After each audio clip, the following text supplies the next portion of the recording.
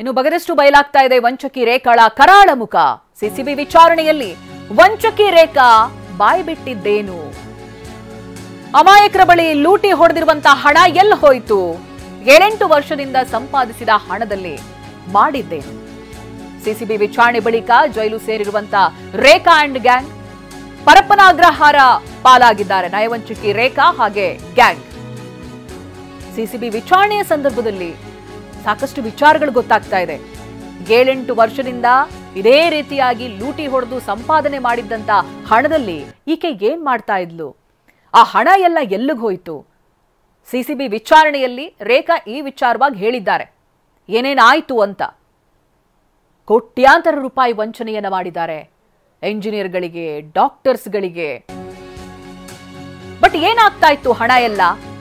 Betting app, crypto ಕರೆನ್ಸಿಯಲ್ಲಿ ಹಣ ಹೂಡಿಕೆ ಮಾಡ್ತಾ ಇದ್ಲು.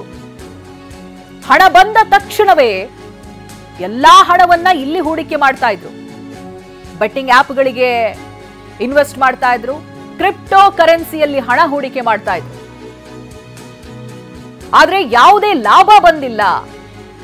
ಅಷ್ಟೊಂದು ಲೂಟಿ ಹೊಡೆದ್ರು, ನನ್ನ ಬಳಿ ಹಣ ಇಲ್ಲ ಅಂತ ಸಿಸಿಬಿ ಪೊಲೀಸರ ಮುಂದೆ ರೇಖಾ ಹೇಳಿದಾಳೆ.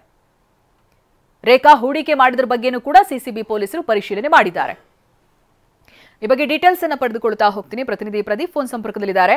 ಪ್ರದೀಪ್, ಎಷ್ಟೊಂದು ಕೋಟಿ ಲೂಟಿ ಹೊಡೆದ್ರು ಕೂಡ ಸಿಸಿಬಿ ಪೊಲೀಸರ ಮುಂದೆ ತನ್ನ ಬಳಿ ಹಣನೇ ಇಲ್ಲ ಅಂತ ಹೇಳ್ತಾ ಇರುವಂತದ್ದು, ಏನೇನ್ ವಿಚಾರಗಳನ್ನ ಹೇಳಿದ್ದಾರೆ? ಕ್ರಿಪ್ಟೋ ಕರೆನ್ಸಿಯ ಮೇಲೆ ಇನ್ವೆಸ್ಟ್ ಮಾಡಿರುವಂತದ್ದು, ಇದ್ರ ಬಗ್ಗೆ ಏನೇನ್ ಡೀಟೇಲ್ಗಳು ಸಿಗ್ತಾ ಇದೆ ಪ್ರದೀಪ್? ಚೈತ್ರ, ರೇಖಾ ವಂಚನೆ ಪ್ರಕರಣದಲ್ಲಿ ಈಗ ಸದ್ಯ ಆಕೆ ಮತ್ತು ಇಬ್ಬರು ಅಂದ್ರೆ ಆತನ ಪತಿ ಮತ್ತು ಇನ್ನೊಬ್ಬ ಸಹಚರ ಚೇತನ್, ಈ 3 ಜನನು ಸಹ ಪರಪ್ಪನಗರ ಜೈಲು ಸೇರಿರುವಂತದ್ದು. ಸಿಸಿಬಿ ಕಸ್ಟಡಿ ಅವಧಿಯಾದ ಹಿನ್ನೆಲೆ ನಿನ್ನೆ ಅಷ್ಟೇ ಅವರು ಇಬ್ಬರನ್ನು ಸಹ ನ್ಯಾಯಾಂಗ ಬಂಧನಕ್ಕೆ ನ್ಯಾಯಾಲಯ ಒಪ್ಪಿಸಿರುವಂತದ್ದು. ಆದ್ರೆ ಸಿಸಿಬಿಯ ವಿಚಾರಣೆ ವೇಳೆ ಈಕೆಯ ಹಣವನ್ನ ಹಾಕಿಸ್ಕೊತಾ ಇದ್ಲು, ಕೋಟ್ಯಾಂತರ ರೂಪಾಯಿ ಹಣವನ್ನ ಈಕೆ 1x ಬೆಟ್ಟಿಂಗ್ ಆಪ್ ಮತ್ತೆ ಕ್ರಿಪ್ಟೋ ಕರೆನ್ಸಿಯಲ್ಲಿ ಹೂಡಿಕೆ ಮಾಡ್ತಿದ್ಲು ಅನ್ನೋ ಒಂದು ಮಾಹಿತಿ ಸಿಕ್ಕಿರುವಂತದ್ದು. ಅಂದ್ರೆ ಆಕೆಯೇ ಈ ರೀತಿಯಾಗಿ ನಾನು ಹೂಡಿಕೆ ಮಾಡಿದ್ದೆ, ಆದ್ರೆ ಅದರಿಂದ ಯಾವುದೇ ಲಾಭ ಬಂದಿಲ್ಲ, ಈಗ ನನ್ನ ಬಳಿ ಹಣ ಇಲ್ಲ ಅಂತ ಈಕೆ ಸಿಸಿಬಿ ಪೊಲೀಸರ ಮುಂದೆ ಹೇಳ್ತಾ ಇರುವಂತದ್ದು. ಆದ್ರೆ ಸಿಸಿಬಿ ಪೊಲೀಸರು ಸಹ ಈಗ ಈ ಹಣ ವರ್ಗಾವಣೆ ಆಗಿದ್ದಂತಹ ಅಕೌಂಟ್ ಗಳನ್ನ ಪರಿಶೀಲನೆಯನ್ನ ಮಾಡ್ತಾ ಇರುವಂತದ್ದು. ಜೊತೆಗೆ ಹೂಡಿಕೆ ಮಾಡಿದ ಏನು ಪ್ಲಾಟ್ಫಾರ್ಮ್ ಗಳೇನಿದೆ ಅದ್ರ ಮೇಲೂ ಸಹ ಒಂದು ಪರಿಶೀಲನೆಯನ್ನ ಮಾಡ್ತಾ ಇರುವಂತದ್ದು ಸಿಸಿಬಿ ಪೊಲೀಸರು.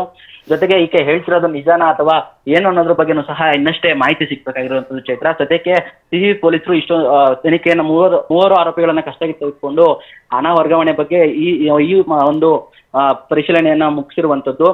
ಈಗ 24 ಕೋಟಿ ರೂಪಾಯಿಗಳು ಈಕೆ ಅಕೌಂಟ್ ನಲ್ಲಿ ವರ್ಗಾವಣೆ ಆಗಿರುವಂತಹ ಪ್ರಾಥಮಿಕ ಮಾಹಿತಿ ಸಿಕ್ಕಿದ್ದು, ಸದ್ಯ ಅಕೌಂಟ್ ಗಳೆಲ್ಲ ಸಿಸಿಬಿ ಪೊಲೀಸರು ಫ್ರೀಸ್ ಅನ್ನ ಮಾಡಿ ಮುಂದಿನ ವಿಚಾರಣೆಯನ್ನ ಮಾಡ್ತಾ ಇರುವಂತದ್ದು. Chaitra, okay, thank you Pradeep ಮಾಹಿತಿಗಾಗಿ.